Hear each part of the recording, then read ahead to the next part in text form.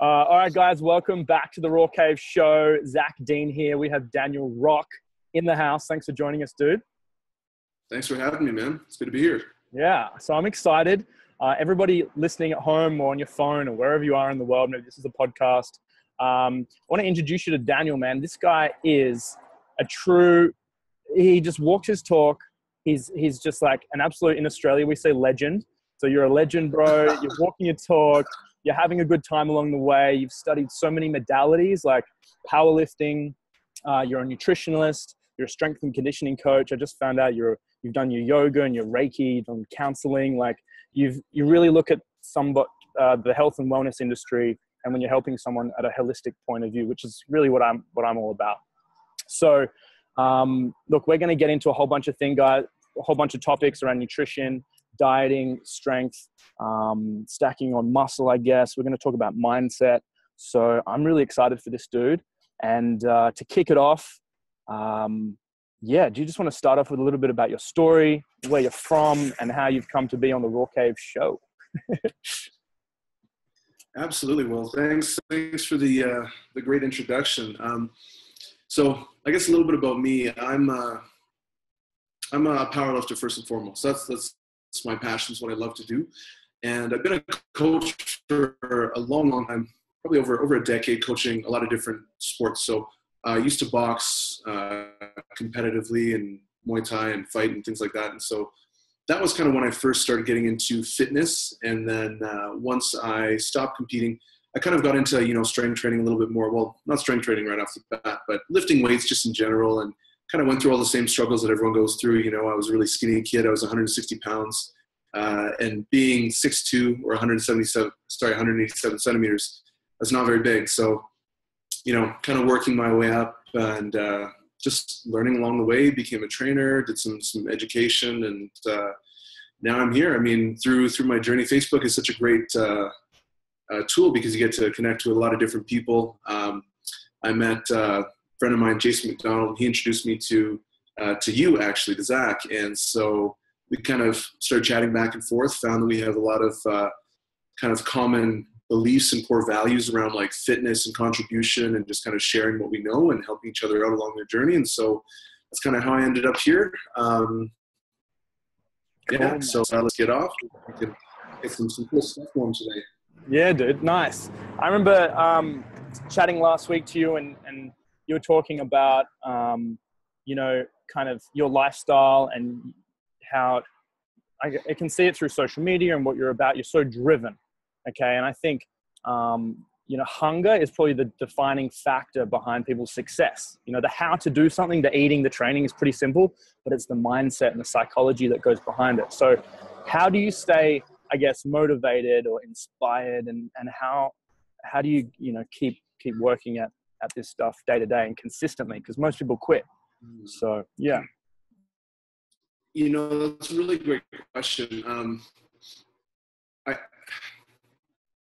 I feel like it's changed, like the older I get, the more experience I get, my passions change, my priorities change, as you kind of evolve, things kind of change. And so I can tell you, right now, my motivations are very, very different than they were 6 months ago, even last year. But they're still kind of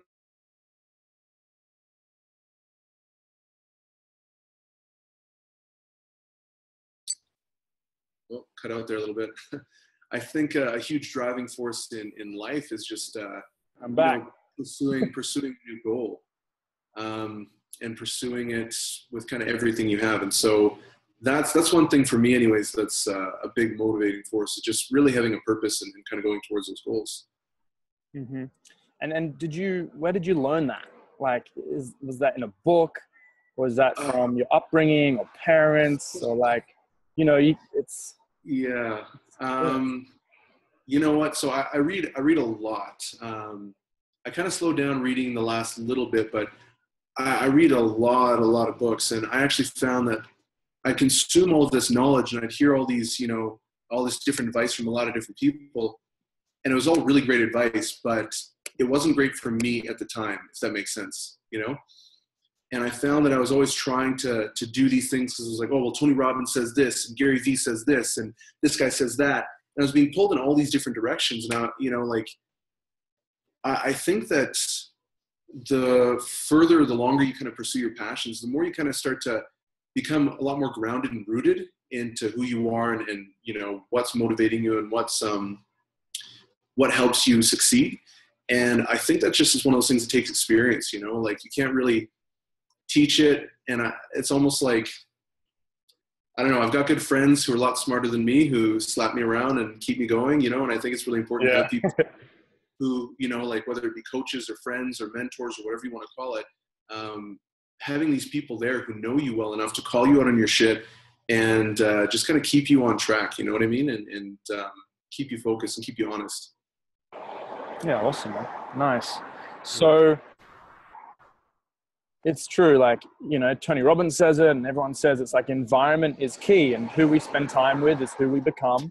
So that's crucial. Who do you spend time with the most? Are you are you at the gym a lot? Are you at home? Do you spend a lot of time on your own? Like, yeah, who do you spend time with the most? Yeah, you know what? I'm very fortunate actually because I have most of my friends I met at the gym.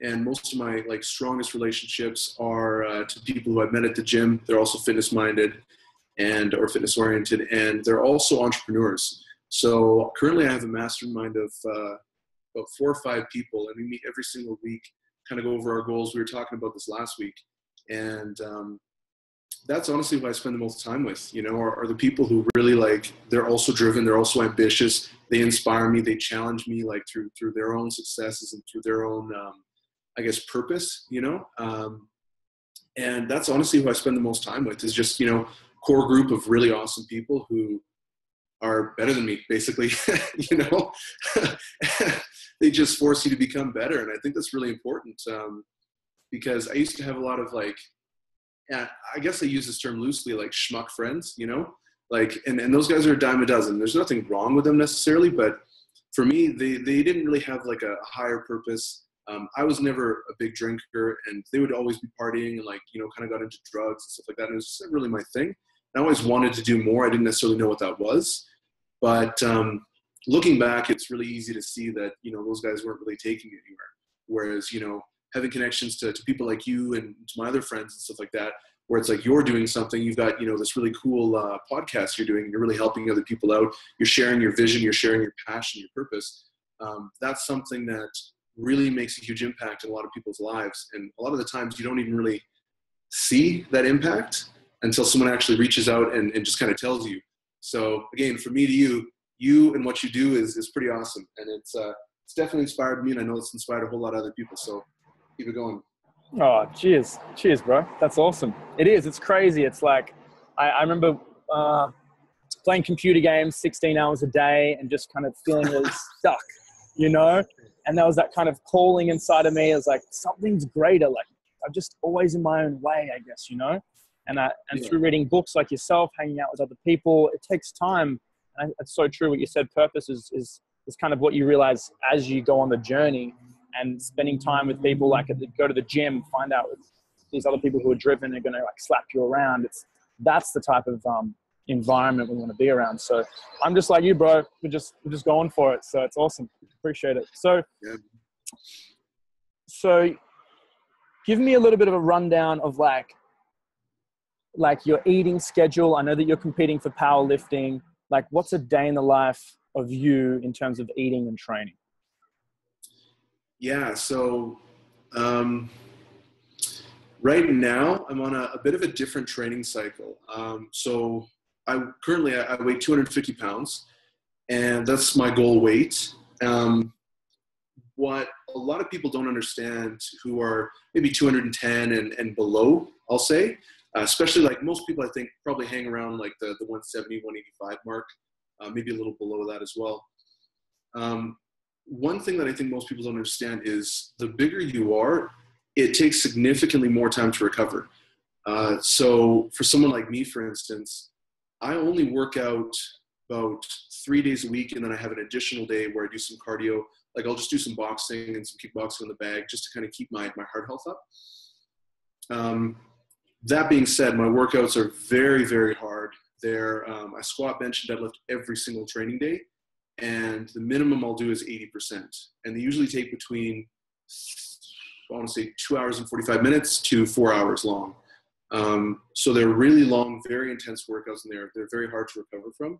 So right now, that's how much I'm training. And that seems to be where I get the results. Most people, I don't know if they necessarily get the best results there. If you're smaller, a higher frequency is definitely going to be better because you can recover and rebound much quicker. The bigger you are, like I said, the longer it's going to take, which is why I've kind of found my optimal range to be about 3 to 4 days per week. As far as what I eat, believe it or not, I actually don't eat that much.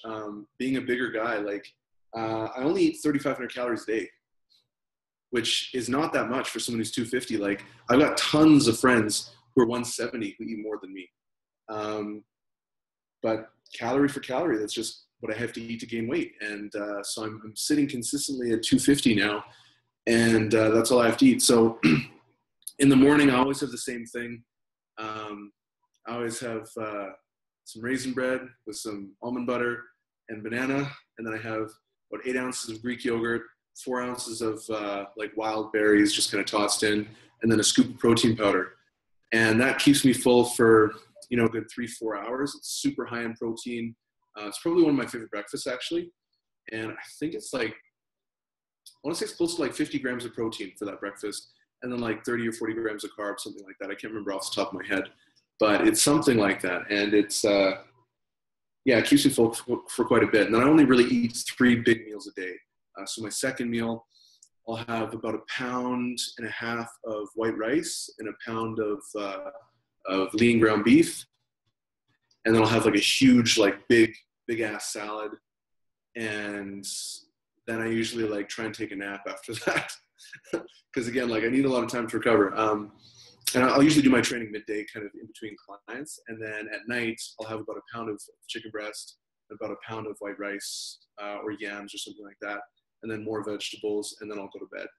I don't really take tons of supplements. I take protein powder, mostly just because it's incredibly hard to get enough protein in when you're eating that much meat. It's just really hard. And even if you're varying up your sources, it's still really hard, I find anyway. Mm-hmm. So, yeah.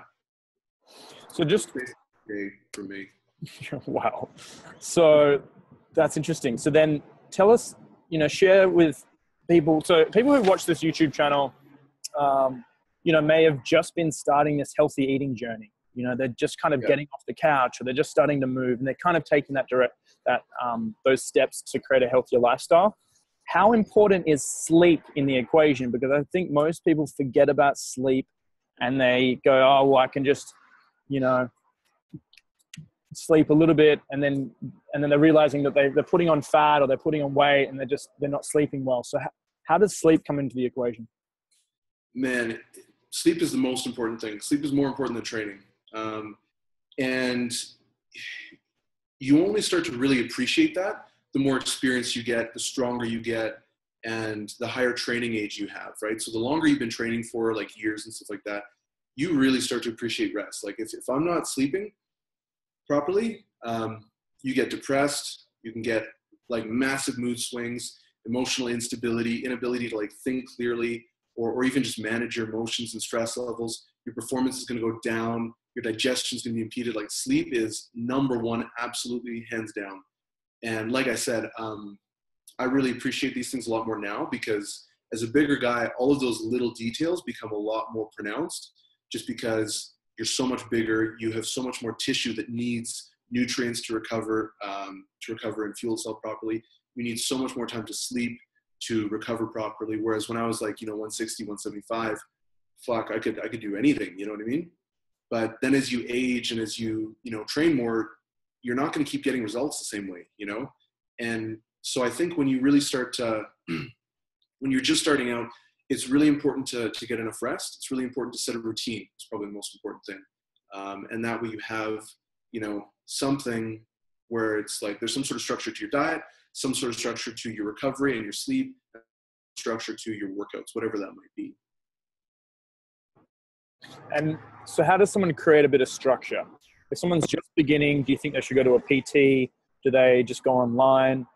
Like, because I know a lot of people go into the gym and just kind of waste their time, and they're doing this and doing that, and they're going, why not getting results? And it's, I believe systems create success. So, yeah. How does someone start that? What's the best way, do you think?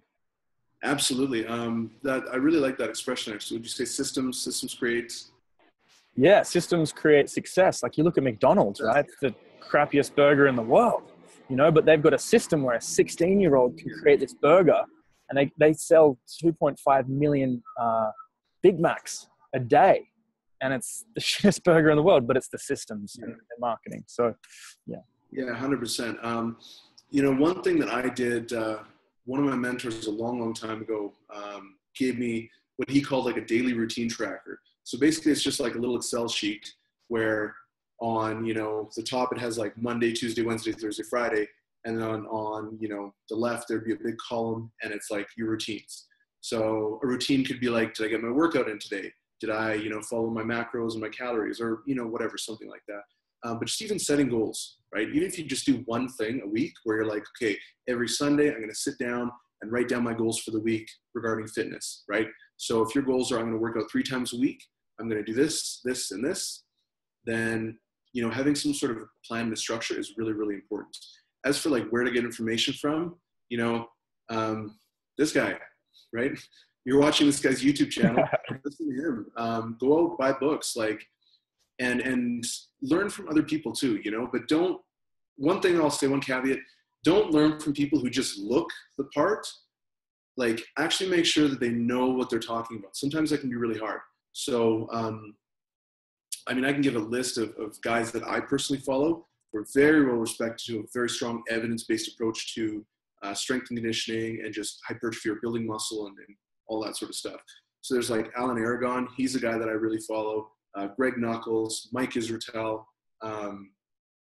who else? Lyle McDonald's, like James Krieger, Brad Schoenfeld. Like there's a couple names that if you follow those guys, their stuff is a little bit advanced, but they're really also great at just breaking things down very simply. As for like what kind of program you should start with, honestly, I think it's more important to just have a program than having the best program, especially when you're just getting started. Like, you don't need a periodized program because you're just learning, right? It's almost, I don't want to say it's a waste, because it's not. If you have a coach, that's really important. But if you're just looking for a program with no additional coaching, just having some sort of structure there is going to be really good, because it's going to get you into the routine of just exercising, challenging your muscles, lifting heavier weights, things like that. And that's probably the most important part when it comes to starting, is just doing something. Bro, that is such good advice. That is awesome. That is so good. Hopefully everyone at home is taking notes and like wanting to re-listen to this. But man, how do people get in contact with you? What's the best way to get in touch? Text message. No. Yeah, no, if you want to get in touch with me, just my personal Facebook page. So just Daniel Rock. I don't know if you want to leave a link or something like that. Absolutely, yeah. Yeah, in the section below. Yeah, you can always get in touch with me there. I always like to post stuff and ask people questions and just kind of share something on my homepage. You know, mostly it's about body composition and strength training. I take more of an evidence-based approach, and so that's usually the stuff that I'll post on. And tell us a little bit about your new program coming out, because it's based around strength and for dudes. Yeah, touch upon that if you can. Thanks. Yeah, of course. So me and my business partner, who will remain silent for the time being, is we've been working on a series of programs for men who are looking to basically really get lean and build muscle and build strength as well. Because there are a lot of programs out there that'll help you, you know, get a good physique. But then you see these guys who have like, you know, a decent physique, but then they're weak as shit, you know? And in my opinion, it's like, I really want to be strong. That's my number one priority. But I also want to have a good physique, you know? And the last thing that I want is to have a really good physique and then have no actual physical capabilities whatsoever, you know? I want to be able to, like, I look like I'm strong, and then when I actually, you know, hit the squat rack or the deadlift, people are like, holy shit, you know what I mean? and for smaller guys as well. Like they've got some huge potential. So that was something that we really wanted to hone in on. So my partner was a chubby guy. He's way smaller. He was chubby, and then he got super shredded, and he's a competitive bodybuilder. Whereas I'm a really big guy who's a competitive powerlifter. And so we kind of melded together, and we were like, okay, what are the two most important things that people need to be successful? One, they need to stop ignoring strength training. They need to stop doing these pump up sets where it's like, oh, you need to feel the burn in your bicep. It's not supported by any research or literature, and it's certainly not supported by any anecdotal evidence, right? Kai Green will say that. You'll see him doing bicep curls with 30 pounds, and he's like, oh, you don't need heavy weights. And then in the same breath, he goes and he squats 500 pounds for 10 reps. It's like, what are you talking about? You know, so you definitely need strength training. That's a huge, huge component of building muscle. And the next part is it needs to fit into your lifestyle, right? I think one of the reasons, and I don't know, maybe you have a similar take on this. One of the reasons why most people fail to reach any sort of fitness goal is they don't have the right approach. You know, they see an athlete and they're like, oh, I'm going to do what he's doing. And it's like, he's been doing that for 10 years. You know, I seriously doubt you're going to be able to just jump on and be as dedicated and consistent in everything as he is. It took him a really long time to get there. And so having something that's going to meld and blend into your current lifestyle is really important, while also promoting, you know, the necessary changes to get you to where you want to be without completely and radically transforming your whole life so that you have no time for friends or any of that stuff, right? So a lot of our training programs right now try to run just 3 days a week. And our beta program, we've been pumping it out, and the guys and the girls in there are getting some pretty ridiculous results. Like we've got women who are like, they weigh like 100 pounds. Like one of our girls, 123 pounds, and she's deadlifting 375 pounds. Current world record holder for deadlift in raw powerlifting. Got another girl, she's 130 pounds, deadlifting like 350. Another girl is benching like 145. You know, these are women, right? And so the guys are getting pretty ridiculous results as well. One of the guys, what was it? He's like 170. He's squatting 405. So for 170 guy, that's pretty damn good, you know? And doing that all while getting a good physique and only training 3 days a week. That was really our main focus, was to hit something that's going to be very accessible to people in their lifestyle, and also get them really great physique results while also pushing their strengths so they actually have a physical benefit from it as well. Kind of a long-winded explanation, so there it is. Perfect. Yeah, so I guess anyone because you're in Calgary, right, in Canada? Yeah, I'm in Calgary. But if people are wanting to reach out to you online, they still can, and you can help them out, right? Yeah, so this is actually an online program. This isn't something we're doing in person. It's an online program. We haven't launched anything yet. Like I said, we're still finishing up our beta group, and then we're going to be launching, I'm hoping, in the next 2 months, 3 months absolute tops, but I anticipate 2 months. Excellent, man. So I'm really curious, you mentioned a couple of like the misconception around doing bicep curls and stuff like that. Are there any other misconceptions that you love, like just blowing people's minds about around fitness or diet? Like, oh, man, that'd be really cool. How long do you have? I don't know, two or three different things. Yeah. The biggest thing that I see people doing is they don't focus on the basics. And we had a conversation about this earlier. You know, they'll hear about the latest supplement or this, you know, this new technique of squatting or doing bench press, you know, like turning your palms up versus down, or, you know, a little variation.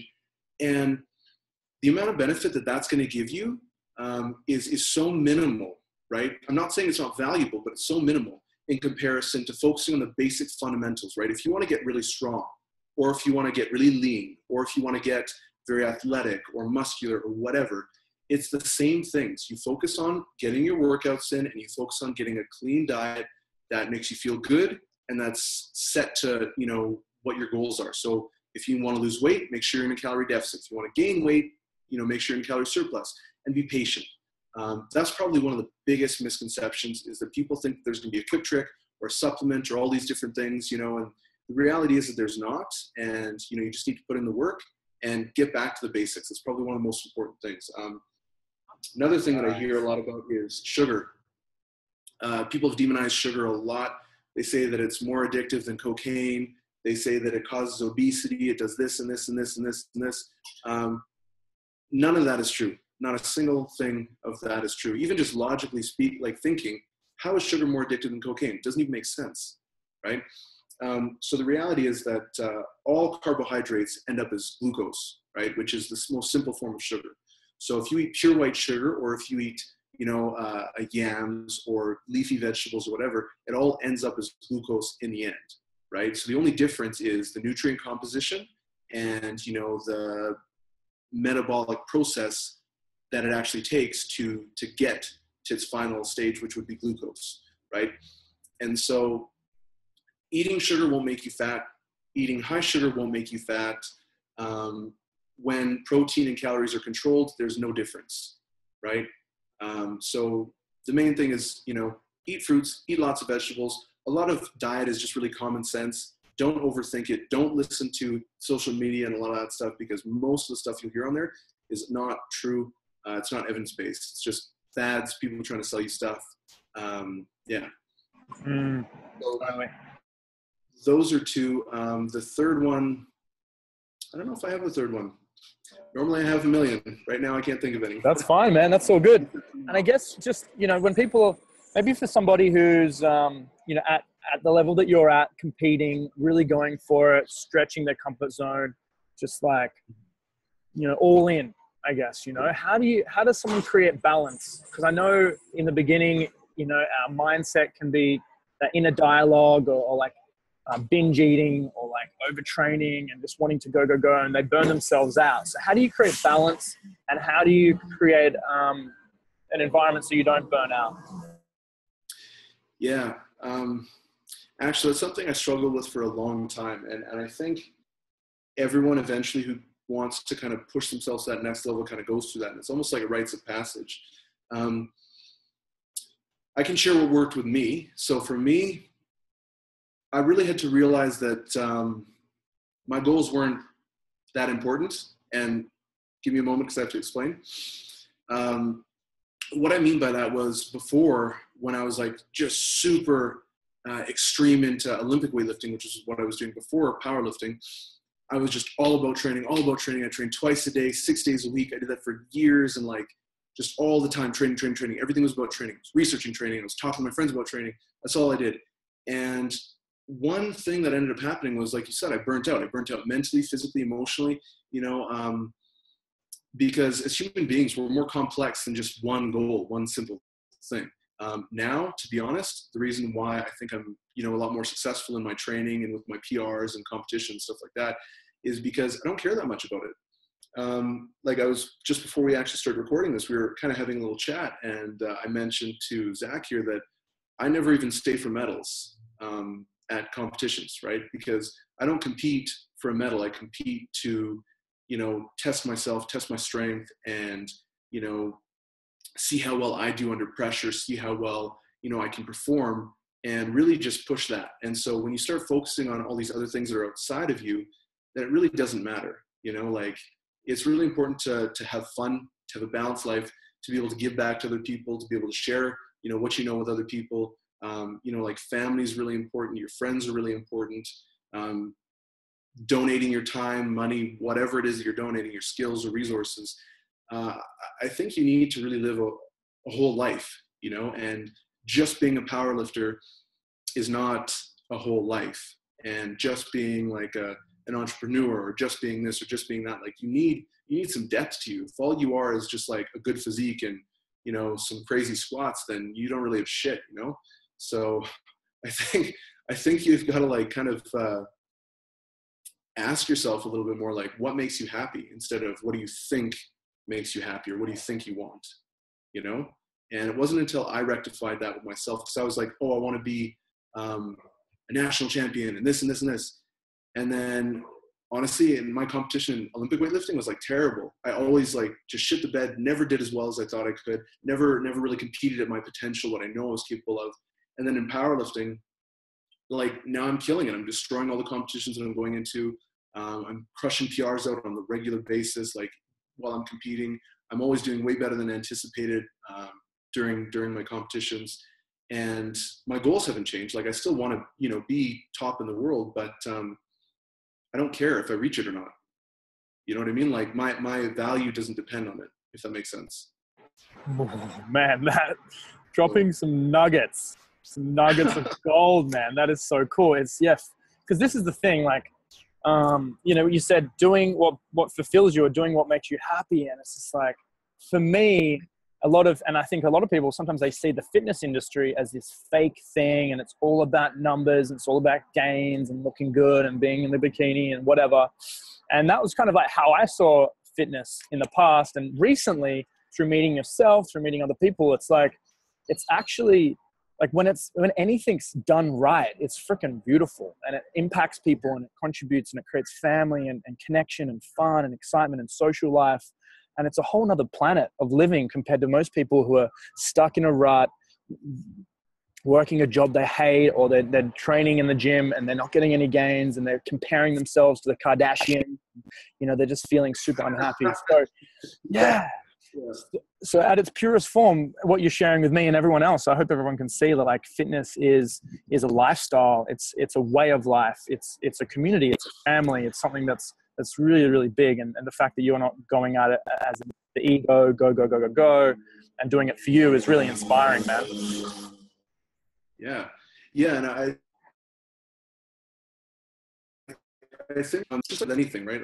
Like the fitness industry is really saturated with people and coaches and trainers. And like you go on Instagram, you don't have to look very far to you know, get some chick like taking a booty pic from behind and posting some motivational quote on it and, you know, pretending to inspire other people, right? And I think it's really easy to become pessimistic about it. There's a difference between, you know, someone posting up a picture for approbation or like to seek approval, and someone posting up a photo of themselves to be like, here's what I did and you can do that too, you know. And it really comes from a difference in like your core values. And there are definitely a lot of people out there who have really great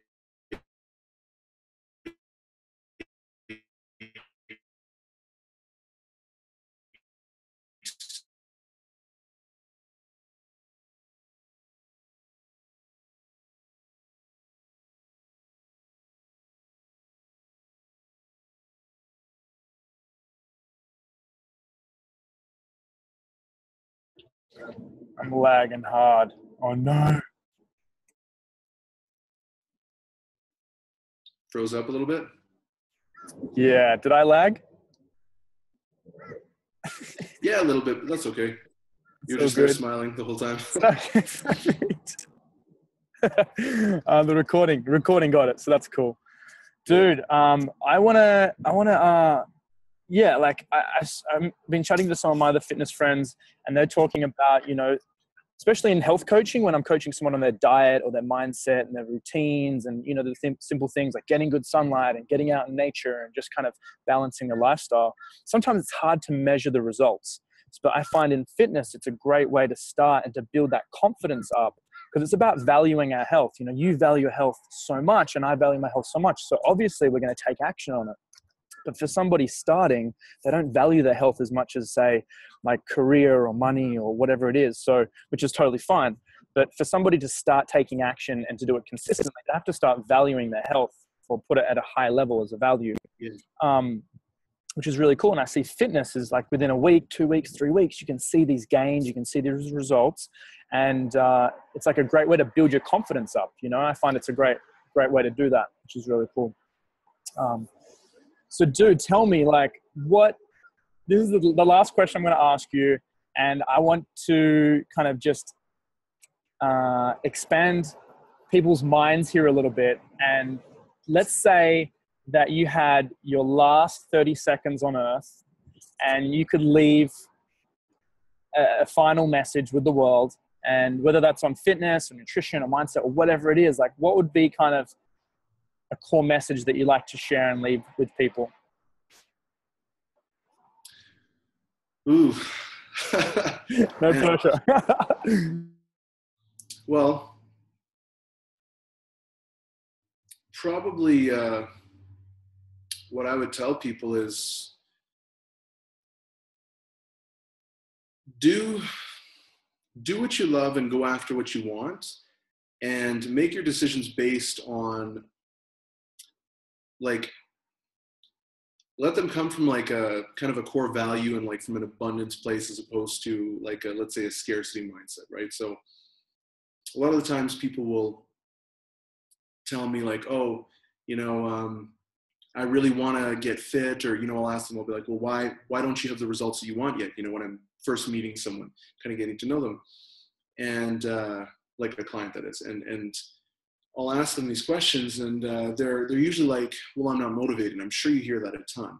And when I hear that, I always call them out, and I'm always like, oh, I don't really buy that. And they're like, well, what do you mean? Like, I'm not motivated. How can you say that I'm, you know, that I'm not a motivated person, or that I am a motivated person? And it's pretty simple to me, because the person who's telling me this, they say, oh, I have no motivation. They also have a family that they take care of. They have a job. They go to work on a regular basis. They have responsibilities around their health, responsibilities to, you know, their social community and things like that. And so they do all of these things that, like, most people don't enjoy their work, but they go anyways, right? You don't need motivation for that. And so to me, when I hear that, it's not about these people lacking motivation. It's about them lacking just character, you know?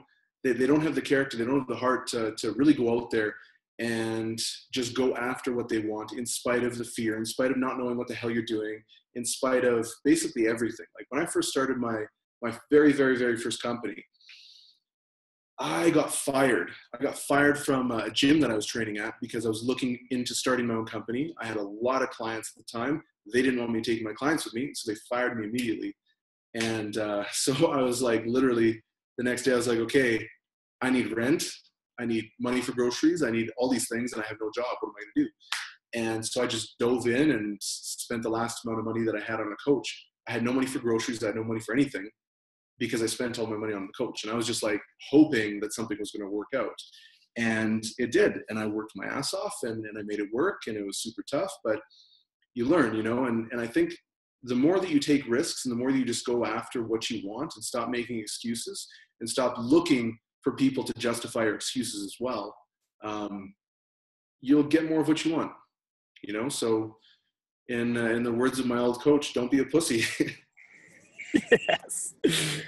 Dude, you know, do what makes you happy. You said, come from a place of love and do what you want, and come from a place of abundance. Yeah. Come from a place of, as you said, like, that you've already, I like to say to people, never come from a place of lack. It's never like one day you're going to be healthy, one day you're going to be fit. Like, you're already fit and healthy and strong and abundant and powerful. You know, it's come from that place rather than putting yourself down. So, and then, toughen up and don't be a pussy. That's awesome, man. I love this interview, man. I had a lot of fun. Thank you so much for your time. I'm sure everybody out there who is looking to improve their strength and their fitness, check out Daniel Rock on Facebook. I'll link his profile below.